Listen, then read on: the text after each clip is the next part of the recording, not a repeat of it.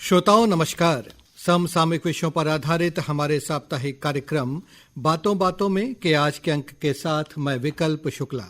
श्रोताओं, हाल ही में प्रधानमंत्री नरेंद्र मोदी ने पीएम सूर्य घर मुफ्त बिजली योजना शुरू करने की घोषणा की है। यह योजना क्या है, इससे लोगों को क्या फायदा होगा, साथ ही इससे पर्यावरण की भी किस तरह से रक्षा होगी, इन सब विषयों पर बात करने के लिए आज हमारे साथ हैं देश के जाने माने सौर ऊर्जा विशेषज्ञ श्री शैलेंद्र शुक्ला जी। शैलेंद्र शुक्ला जी छत्तीसगढ़ राज्य अक्षय ऊर्जा विकास अभिकरण क्रेडा के प्रमुख रह चुके हैं, साथ ही वे राज्य बिजली बोर्ड के चेयरमैन भी रह चुके हैं। छत्तीसगढ़ में सौर ऊर्जा से संबंधित अनेक परियोजनाओं को शुरू करने का श्रेय भी आपको ही जाता है। शैलेंद्र जी, आकाशवाणी समाचार के इस कार्यक्रम में हम आपका हार्दिक स्वागत करते हैं। नमस्कार। शैलेंद्र जी, सबसे पहले हम ये जानना चाहेंगे कि प्रधानमंत्री जी ने जो योजना शुरू करने की घोषणा की है, पीएम सूर्य घर मुफ्त बिजली योजना, ये है क्या? हमारे श्रोताओं को थोड़ा आसान लफ्जों में से बताइए।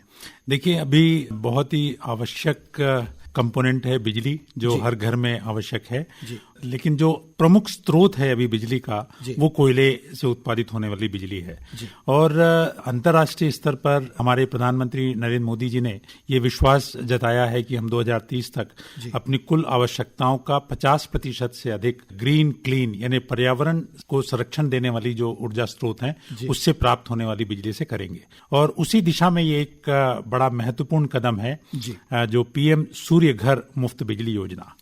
तो इस योजना के अंतर्गत पहला लक्ष्य रखा गया है 1 करोड़ छतों पर, मतलब ऐसे हितग्राही, ऐसे उपभोक्ता बिजली के जिनकी अपनी स्वयं की छत है, उन पर यदि कम से कम 100 स्क्वायर फीट का क्षेत्र है तो 1 किलोवाट का संयंत्र लगाया जा सकता है।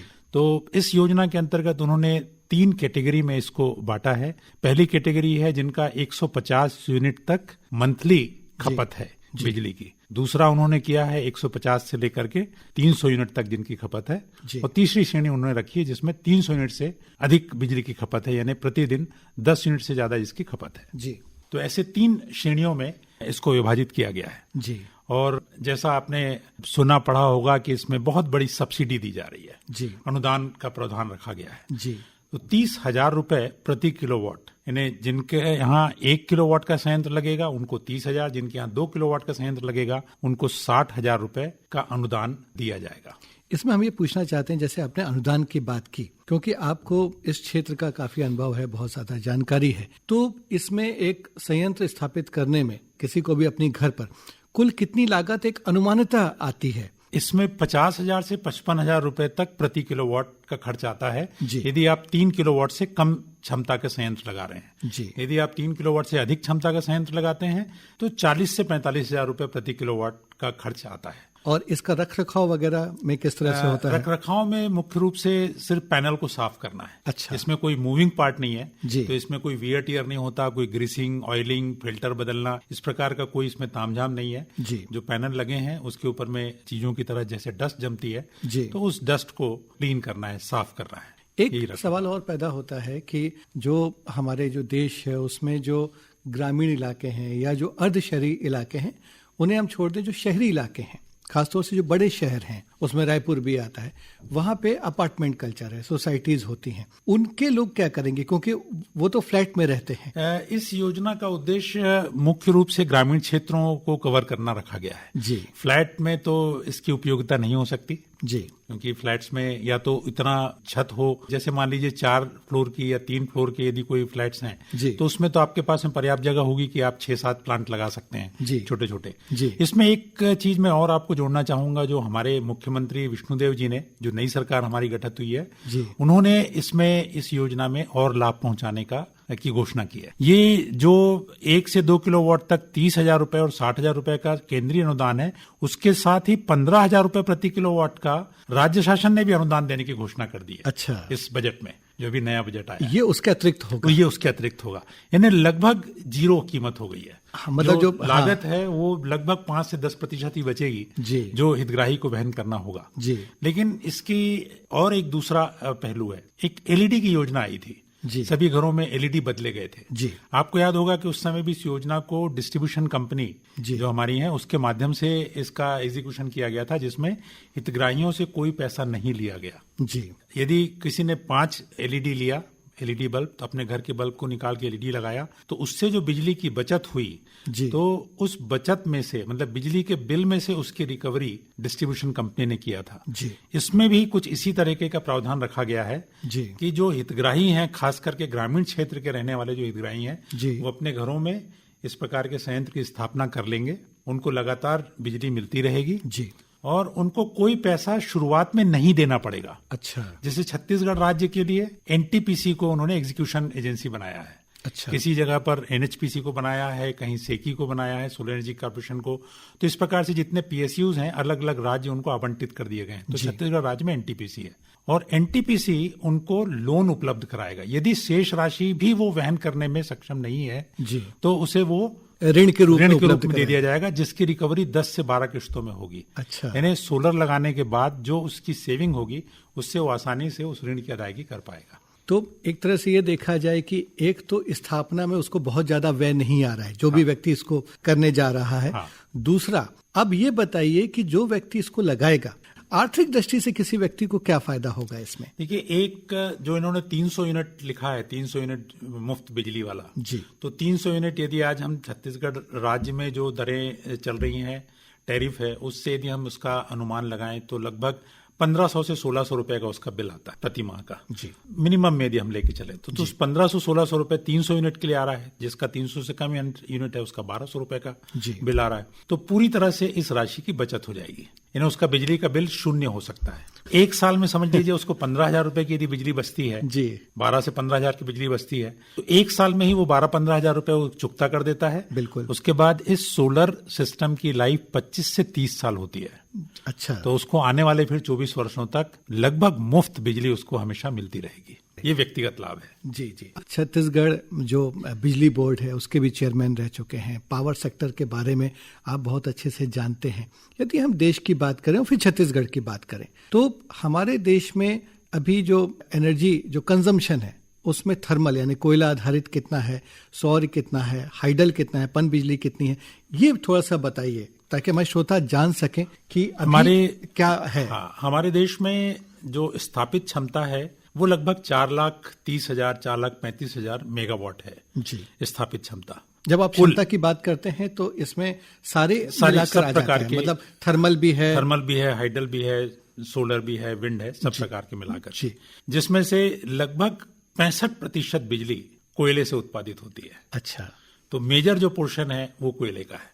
इसके बाद जो बचा हुआ भाग है उसमें मेजर आ जाता है फिर हाइडल है जी, और सोलर है और विंड है जी। विंड की जो हमारी स्थापित क्षमता है वो लगभग 80,000 मेगावाट है, जो कि हम दुनिया में चौथे राष्ट्र आते हैं जी, यदि हम क्षमता के उत्पादन की दृष्टि से देखें तो। इसके बाद सोलर है जिसकी क्षमता लगभग 70,000 मेगावाट के आसपास हो चुकी है। लेकिन सोलर और विंड की जो मैं स्थापित क्षमता कह रहा हूं उसका कुल उत्पादन बहुत कम होता है, क्योंकि ये इंटरमिटेंट पावर सोर्स है जी। मतलब पूरे 24 घंटे सोलर से बिजली पैदा नहीं की जा सकती, विंड मिल से, एरोजेनरेटर से 24 घंटे बिजली पैदा नहीं की जा सकती जी। तो स्थापित क्षमता इनकी अधिक है, लेकिन कुल उत्पादन इनका लगभग उसका 1/4 या सोलर के केस में 1/5। इसमें यदि हम न्यूक्लियर की भी बात करें तो न्यूक्लियर की क्षमता भी हमारी देश की कम है, 40,000 मेगावाट के आसपास है जी। लेकिन मैं आपको बता दूं कि ये भी हमारा लक्ष्य बहुत बड़ा रखा गया है जी, यानी लगभग 1 लाख मेगावाट के आसपास हम न्यूक्लियर से भी बिजली पैदा करेंगे।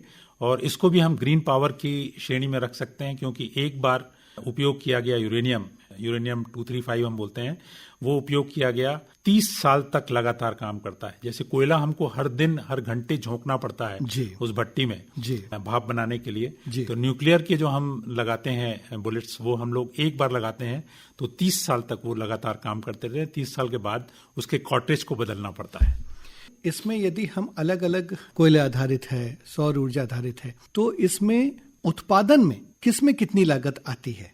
कोयले की जो बिजली है इसमें न केवल स्थापना का व्यय होता है, लेकिन रिकरिंग एक्सपेंसेस भी बहुत ज्यादा होता है। अच्छा। क्योंकि लगातार कोयले की खुदाई करना जी, कोयले का ट्रांसपोर्टेशन करना जी, कोयला डालना और उस संयंत्र को 24 घंटे चलाने के लिए एक बहुत बड़ा मैन पावर लगता है जी, जो प्लांट में आप देखते हैं जी। तो इसकी लागत न केवल फिक्स कॉस्ट है बल्कि वेरिएबल कॉस्ट भी इसकी बहुत ज्यादा हो जाती है। और दूसरा जो सोलर है उसमें सिर्फ इन्वेस्टमेंट है, इनिशियल इन्वेस्टमेंट है, बाद में इसकी रिकरिंग कॉस्ट 0 है, क्योंकि इसमें सोलर से हम बिजली बनाते हैं जी। तो जो स्रोत है वो सन एनर्जी है जो हमें मुफ्त में प्राप्त होती है जी। और इसका कोई ट्रांसपोर्टेशन नहीं होता है, इसमें किसी प्रकार का अन्य व्यय नहीं होता जी। विंड के केस में भी एरोजेनेटर्स लगते हैं, लेकिन एरोजेनेटर्स जैसा आप देखते हैं घूमते हैं जी। तो जो भी मूविंग पार्ट होगा उसमें कुछ ना कुछ वियर टियर होता है जी। तो उसके ब्रेक भी होते हैं, उसके शूज भी होते हैं, बुशेस भी होते हैं जी। तो उसमें नियमित रूप से रखरखाव पे व्यय होता है जी। कुछ ना कुछ। कोयले से चलने वाले संयंत्रों की तुलना में बहुत कम है जी। लेकिन बाकी में रखरखाव में व्यय होता है। सोलर के केस में रखरखाव का व्यय लगभग निग्लिजिबल है क्योंकि सिर्फ सफाई करनी होती है और कभी कोई जो उसके इलेक्ट्रॉनिक पार्ट्स हैं उनमें कभी कोई चेंज करना हो खराब होने पर उनकी अपनी एक सेल्फ लाइफ होती है तो उतना व्यय होता है। तो उस दृष्टि से देखा जाए तो सबसे सस्ती बिजली हमारी सोलर है जी। सोलर से थोड़ी महंगी हम विंड की कह सकते हैं,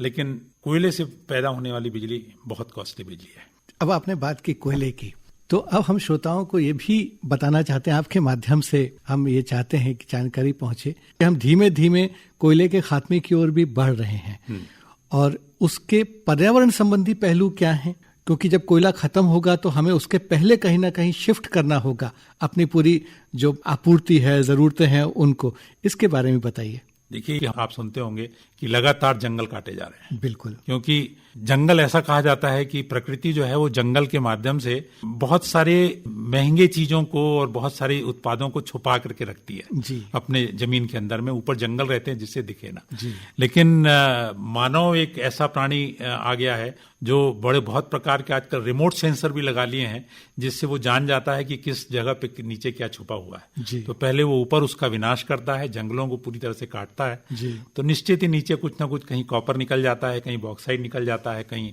कोयला निकल जाता है और जिस बेरहमी से फिर उसका दोहन किया जाता है जी। तो वो परिणाम हम छत्तीसगढ़ में देख रहे हैं कि अब हमारे यहाँ गर्मी कितनी पड़ती है। साल के 8 महीने 9 महीने तक हम लोग किस तरीके से किस प्रकार के पर्यावरण का सामना करते हैं जी।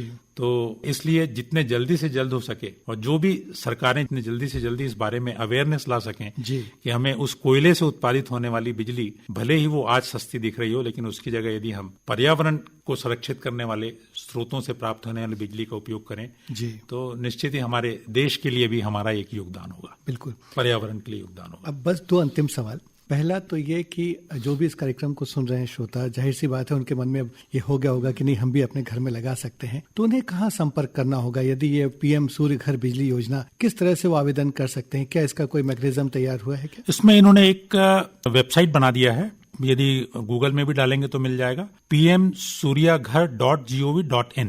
जी। PM सूर्याघर SURYAGHAR.gov.in ये एक वेब पोर्टल है जिसमें जाकर के आप रजिस्ट्रेशन कर सकते हैं। इसमें 5 बहुत सिंपल स्टेप्स हैं। आपके पास बिजली का कनेक्शन होना चाहिए, ऑफिशियल कनेक्शन। तो जो आपका बिजली का बिल होता है उसके ऊपर में एक सर्विस नंबर दिया रहता है, वो करीब 10-12 अंकों का रहता है, तो वो आपको उसके अंदर डालना है। जैसे आप वो डालते हैं तो आपका पूरा नाम, पिता का नाम, एड्रेस पूरा उसमें अपने आप आ जाता है जी। और उसके बाद फिर किस प्रदेश का है, आप किसके माध्यम से लगाना चाहते हैं, उसमें वेंडर भी पोर्टल में रजिस्टर्ड कर दिए गए हैं। आपके छत्तीसगढ़ के लिए अभी जैसे आज के दिनांक में करीब 32 वेंडर्स हैं जो रजिस्टर्ड हैं। आप उनमें से किससे लगाना चाहते हैं वो सारी डिटेल आपको एक के बाद एक आती जाएगी और एक फिजिबिलिटी रिपोर्ट बोलते हैं, तो फिजिबिलिटी रिपोर्ट उसमें जनरेट हो जाएगी। तो फिजिबिलिटी रिपोर्ट के आधार पर फिर आप उस वेंडर को दे दीजिए, वो आपके यहाँ सिस्टम इंस्टॉल कर देगा और इसमें डायरेक्ट बेनिफिट ट्रांसफर है।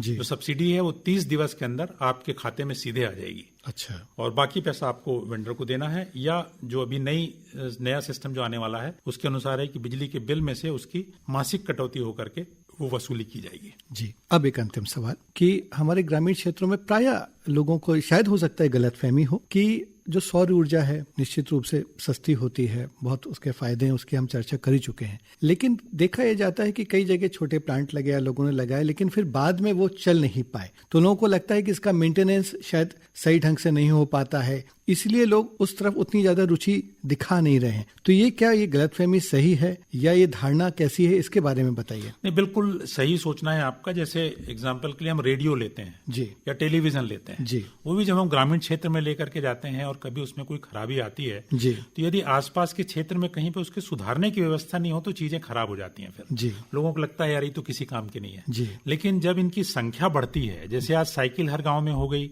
मोटरसाइकिल हर गांव में हो गई, तो मोटरसाइकिल के सुधारने वाले भी हो गए। जी। उसी प्रकार से इसमें भी जो छोटा एक सिर्फ इन्वर्टर लगता है, जी, इलेक्ट्रॉनिक डिवाइस, वैसे एक छोटा सा इन्वर्टर एक सेटअप बॉक्स है जी, वो कभी यदि खराब हो जाए तो आजकल तो उसको सीधा बदलने की भी व्यवस्था हो गई है जी। और हर छोटे जगहों पर उसके सुधारने की भी व्यवस्था है जी। जो भी इलेक्ट्रॉनिक्स का छोटा मोटा काम करते हैं वो लोग उसको सुधार भी लेते हैं। ये बात सही है कि पहले इस प्रकार की व्यापक व्यवस्था नहीं थी, लेकिन अब पूरे जगह पर है और निश्चित ही जब 1 करोड़ घरों में लगेगा जी, तो इसके लिए ऑपरेशन मेंटेनेंस की भी उतनी ही बड़ी व्यवस्था, जो सर्विस प्रोवाइडर्स हैं फिर वो भी आ ही अपने आप कायम हो जाएगी। इतने सारे लोगों को रोजगार मिल जाएगा, सारे लोग इसमें इन्वॉल्व हो जाएंगे, तब शायद इस प्रकार की चीजों का सामना नहीं करना पड़ेगा। शैलेंद्र जी, बहुत सार्थक चर्चा रही और बहुत बहुमूल्य जानकारी आपने दी। आकाशवाणी समाचार की ओर से हम आपका हार्दिक आभार व्यक्त करते हैं। धन्यवाद। तो श्रोताओं, ये था समसामयिक विषयों पर आधारित हमारा कार्यक्रम बातों बातों में। अगले सप्ताह एक नए विषय के साथ हम फिर हाजिर होंगे। अब हम आपसे विदा लेते हैं। नमस्कार।